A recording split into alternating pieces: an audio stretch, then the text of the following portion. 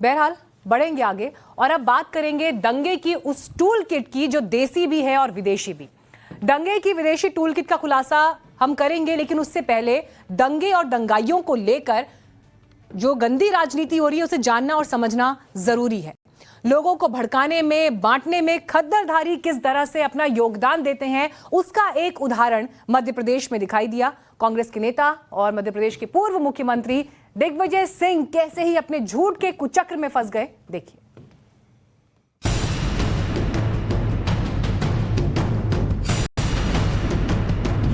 10 साल तक मध्य प्रदेश के मुख्यमंत्री रहे कांग्रेस के बड़े नेता दिग्विजय सिंह एक ट्वीट पर, एक झूठी तस्वीर पर इतनी बुरी तरह फंस गए हैं कि लेने के देने पड़ गए हैं। एमपी के खरगोन में रामनवमी पर दंगा भड़काने के आरोपियों के अवैध ठिकानों पर बुलडोजर चलाया जा रहा है, जिसे लेकर कांग्रेस सवाल खड़े कर रही है। सवाल करना तो सही है, लेकिन झूठी तस्वीर शेयर करना गुनाह की श्रेणी में आता है। तो दिग्गी से यही गुनाह हो गया। अपनी बात को बल देने के लिए उन्होंने झूठी तस्वीर शेयर कर दी। बिहार की तस्वीर को मध्य प्रदेश का घोषित कर दिया। जब झूठ पकड़ा गया तो शिवराज सरकार ने दिग्विजय के खिलाफ कार्रवाई का ऐलान कर दिया। दंगाइयों के खिलाफ कड़ी कार्रवाई जारी है। आज सवेरे मध्य प्रदेश के पूर्व मुख्यमंत्री श्री दिग्विजय सिंह ने जो ट्वीट किया धार्मिक स्थल पर झंडा फहराने का, वो फोटो मध्य प्रदेश का नहीं है। श्री दिग्विजय सिंह ने मध्य प्रदेश में धार्मिक उन्माद फैलाने का षड्यंत्र रचा है।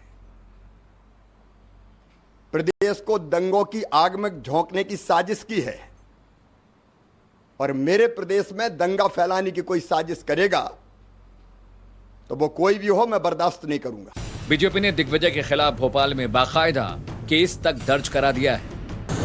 जो उन्होंने बिहार का ट्वीट को मध्य प्रदेश से जोड़ा, खरगोन में ऐसी कोई घटना नहीं। बिहार के फोटो को और वैधानिक कार्रवाई दिग्विजय सिंह पर करेंगे, केस रजिस्टर करेंगे। ऐसे दंगाई लोग कोई भी हो, कितने भी ताकतवर हो, कोई बख्शे नहीं जाएंगे। ये मध्य प्रदेश है, यहाँ शिवराज सिंह की सरकार है और कानून का राज।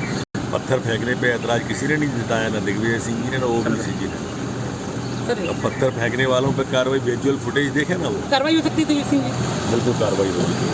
ओवैसी ने भी दंगाइयों के खिलाफ कार्रवाई में मुसलमानों को टारगेट करने का आरोप लगाया, जिस पर बीजेपी ने कड़ा पलटवार किया है। राजस्थान करौली में जो कुछ हुआ, मध्य प्रदेश में जो कुछ हुआ, गुजरात में आनंद हिम्मतनगर खंभाट में जो कुछ हुआ, कर्नाटक में जो कुछ हुआ, गोवा में जो कुछ हुआ, वहाँ की सरकारों की रजामंदी से ये स्टेट कॉम्प्लिसिट वायलेंस हो रहा है। और टारगेट पे कौन है? कौन उस प्रोसेशन का परमिशन देता है? सरकार देती है। तो सरकार जब देती है तो सरकार कैसे वायलेंस होने देती है वहाँ पर? और फिर मध्य प्रदेश में, राजस्थान में घर जलाए जाते हैं, दुकानें जलाई जाती हैं और मध्य प्रदेश घर तोड़ते हैं। किस बुनियाद पे घर तोड़ेंगे भैया? आप कौन से कानून तहत तोड़ रहे हैं आप? मैं बार बार कहता हूं, देश के अंदर में ये जो घटनाएं घट रही है, पत्थरबाजी की, हिंदुओं के रामनवमी के जुलूस हो या जिस रूप में, ये संजोग नहीं, एक प्रयोग है। और ये प्रयोग, मैं बार बार कहता हूं कि मुसलमानों की बढ़ती हुई आबादी देश के लिए खतरा नहीं है।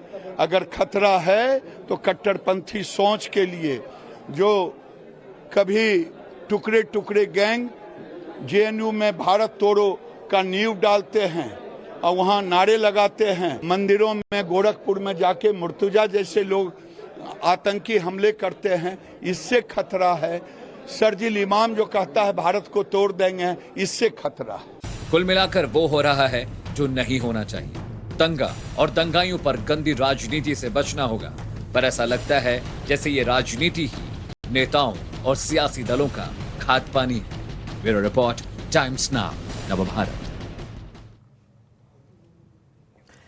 देश में नफरत की खाई चौड़ी करने के लिए जो कुछ हो रहा है वो तो हम सब देख और समझ रहे हैं, लेकिन देश का माहौल खराब करने के लिए जो इंटरनेशनल साजिश हो रही है वो बहुत खतरनाक है। टाइम्स नाउ नवभारत की तफ्तीश में उस टूल किट का खुलासा हुआ है जो देश में दंगे भड़काना चाहती है, जो हिंदुस्तान का माहौल खराब करना चाहती है। और ये साजिश किसी और की नहीं बल्कि पाकिस्तान और तुर्की की है।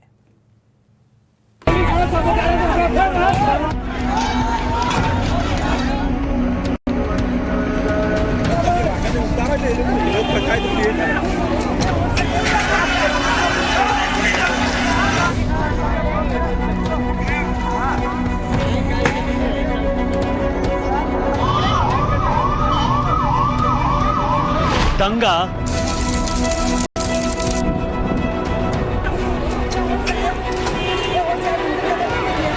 हिंसा,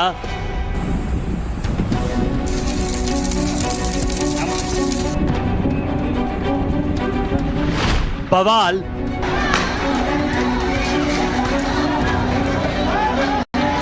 उत्पात।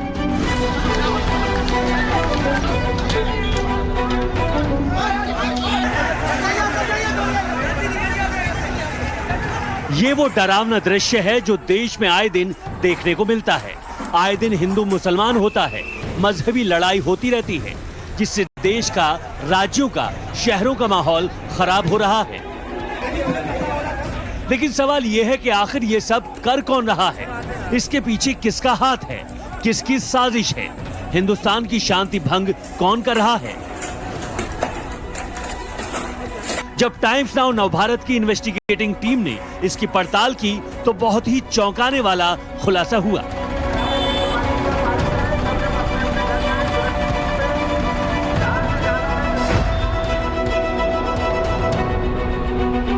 हमारे इन्वेस्टिगेशन में उस इंटरनेशनल साजिश, उस टूल किट का पर्दाफाश हुआ जो देश में दंगा करवाने के प्लान पर काम कर रहा है।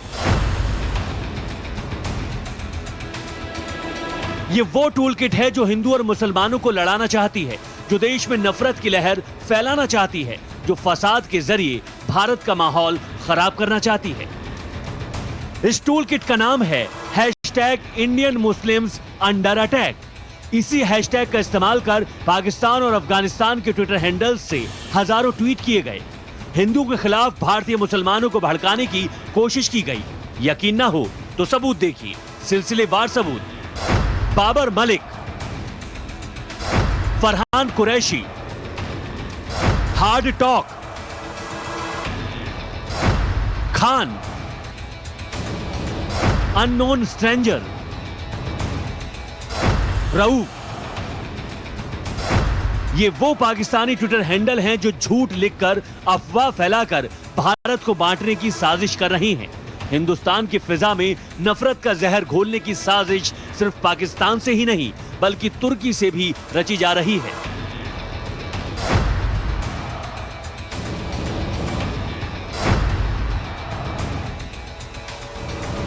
आखिर हाशमी, रकीब खान, ये दोनों ट्विटर हैंडल तुर्की के हैं।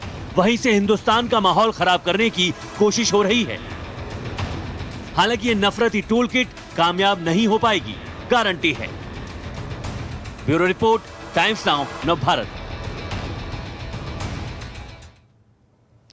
तो आज अपने सोशल मीडिया पर यह सवाल पूछा कि क्या आपको लगता है कि सोशल मीडिया पर नफरत फैलाना जो है ये एक बड़ा हथियार सोशल मीडिया बन गया है नफरत फैलाने का? नतीजे देखिए इस वक्त। हाँ कहने वाले 91% लोग हैं जिन्होंने ये माना कि सोशल मीडिया नफरत फैलाने का एक बड़ा हथियार बन चुका है। 3% ने इनकार किया। कुछ हद तक ऐसा है ये मानने वाले 5% थे, जबकि 1% ने कहा इस पर वो कुछ ओपिनियन या राय नहीं दे सकते हैं। लेकिन जिन लोगों ने इस सर्वे में ओपिनियन में हिस्सा लिया उनमें से 91% यानी एक बड़ा हिस्सा ऐसा था जो ये मानता है कि नफरत का व्यापार सोशल मीडिया पर धड़ल्ले से चल रहा है। अब सवाल यह है कि आखिर हिंदुस्तान दंगे वाली इस टूल किट से कैसे बचे, सरकार को क्या कदम उठाने चाहिए और जिस तरह की ये परिस्थितियां हैं यहां से कैसे मिसाल कायम की जानी चाहिए। अब आपको सुनवाते हैं इस पर साइबर एक्सपर्ट का ओपिनियन।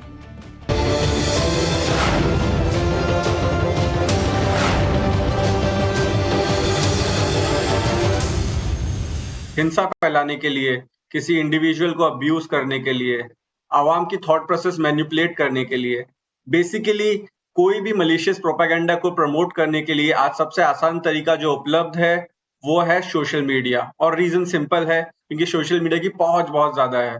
भारत जैसे देश में आज तकरीबन 53 करोड़ लोग व्हाट्सएप यूज कर रहे हैं, 40 करोड़ के आसपास लोग फेसबुक यूज करते हैं, 21 करोड़ लोग इंस्टाग्राम यूज कर रहे हैं और 2.5 से 3 घंटे एवरेज इंसान सोशल मीडिया पे स्पेंड करता है भारत में। और इसमें ऑब्वियसली जो यंगर जनरेशन है उनका नंबर ऑफ आवर्स बहुत ज्यादा है। ये दौर सूचना तकनीक का है और हर हाथ में मोबाइल अगर ताकत है तो ये कमजोरी भी है, क्योंकि सूचनाओं के विस्फोट के बीच कभी अफवाहों और कभी साजिश की शक्ल में सूचनाएं आपके मोबाइल पर आती हैं और लोग बगैर सोचे समझे उनके कुचक्र में फंस जाते हैं, उन्हें आगे फॉरवर्ड कर देते हैं बगैर ये जाने कि ये जानकारी सही है भी या नहीं। दंगा कहीं हो, नुकसान उससे समाज का है, आपका है। लेकिन इन दिनों जिन आधुनिक माध्यमों के जरिए साजिश को परवान चढ़ाया जाता है उसमें आम लोगों का सबसे ज्यादा जागरूक होना जरूरी है, सजग होना जरूरी है। एक ब्रेक के लिए यहां रुक रहे हैं लेकिन फौरन लौटेंगे कुछ और खबरों के साथ। आप देखते रहिए ओपिनियन इंडिया का।